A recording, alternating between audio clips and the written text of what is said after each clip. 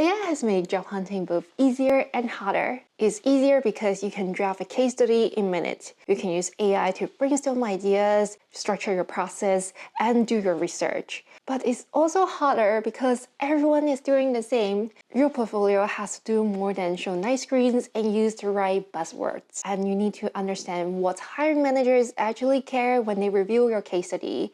And here is where I can help. If we haven't met, hi, I'm Jen. I'm a product designer with 4 years experience, and I also took part in the hiring process. In this video, I'll show you how to stand out from the AI-generated case study, the ones that feel polished but generic. To make these concrete, I also created a conceptual project. It's not perfect, but it's strong enough to show you how I will structure my case study in today's AI world. So let's get started.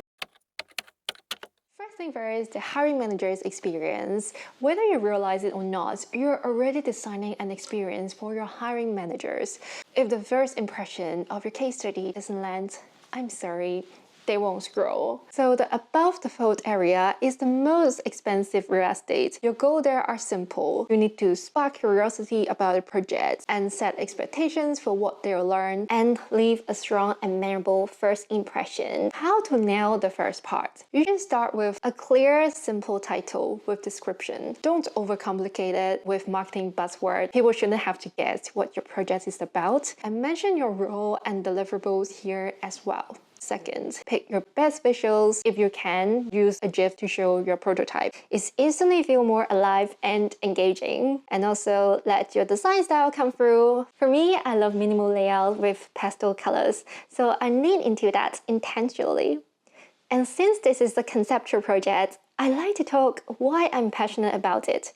That's human side. It's something AI can fake. Then you can see I add a jump menu here. It's kind of like a quick outline of the whole case study. It helps people to see what's inside. They can jump straight to the sessions they are most interested in. The idea is to make it easy for recruiters to find what they need quickly. But for now, I walk you through each session one by one, but feel free to pause anytime.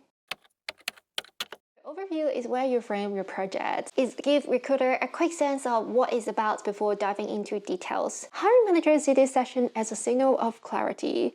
They want to know, can you explain a complex project simply? Can you connect business goals with user needs? So instead of listing facts, make your overview tell a story with purpose. It usually includes the context of the project, why it matters both from a business and customer point of view, and the goal you are trying to achieve.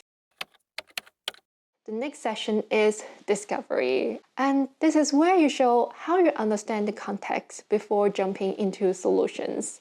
And hiring managers don't expect you to run huge research projects. What they're looking for is what you think. Whether you can uncover real pain points and make sense of them. They want to see, do you know what you're designing for and why they need this? And can you find insights that actually inform your design decisions? So for example, in my case, I started by defining who I was designing for, young professionals in London, and what challenges they face around mental well-being. I didn't do deep research, but I talked to friends and colleagues to understand how common stress and burnout were. That's helped me spot recurring pain points, things like therapy being too expensive or NHS service having long wait time. I also look at existing products like Calm and Headspace, not to copy them, but to see what's already working and where the gaps are. The goal here isn't to show pages of data, it's to show that you have thought about real-world problem and where your ideas fit into that.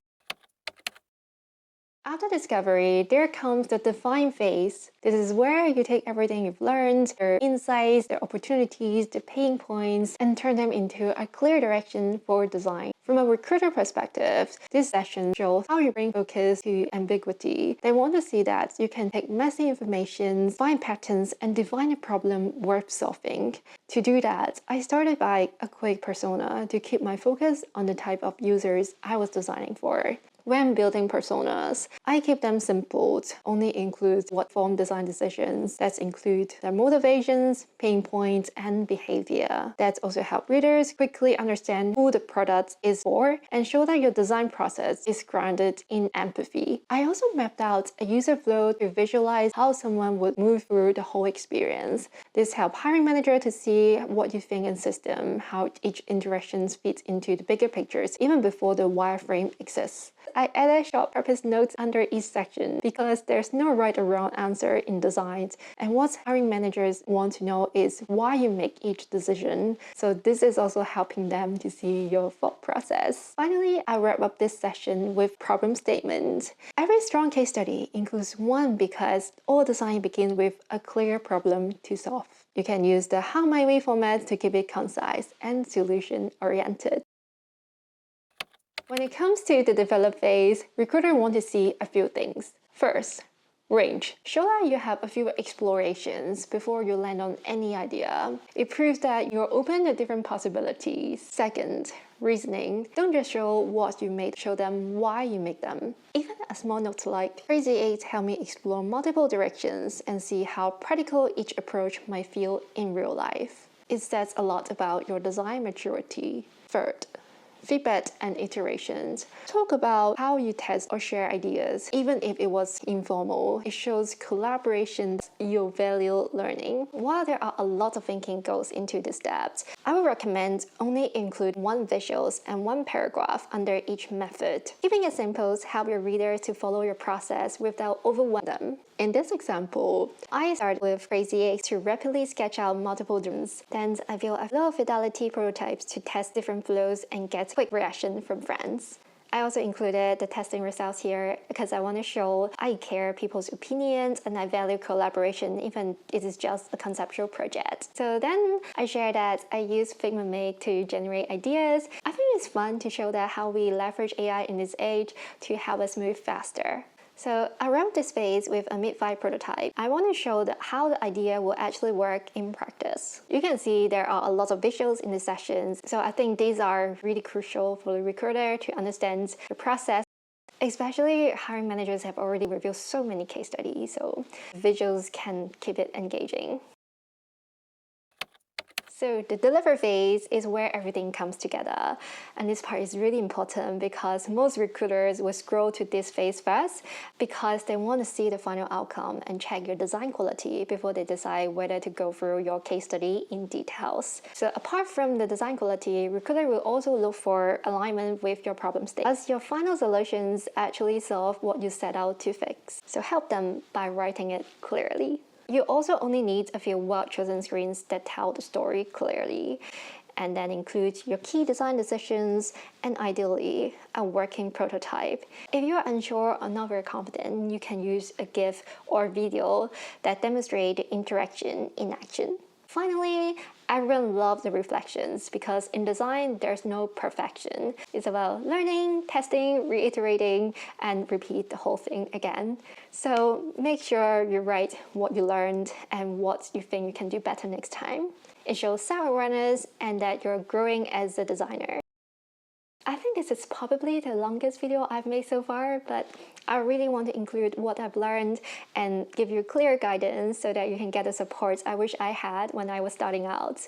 If you've made it this far, thank you, and I've got a few more bonus tips for you. So, first, use AI as your sounding board. While you think about your design process, it's always important to go back to the questions. What recruiter wanted to see? Make sure you have answers to the questions. Secondly, so keep in mind that most recruiters wouldn't read your whole case study. So it's really important to utilize the information architecture and your strong visuals to guide them. And most importantly, think about your portfolio as an experience you're designing for your hiring managers. Just remember, they want you to succeed as much as you do, so help them to get to know who you are. So if you enjoy content like this, please subscribe me.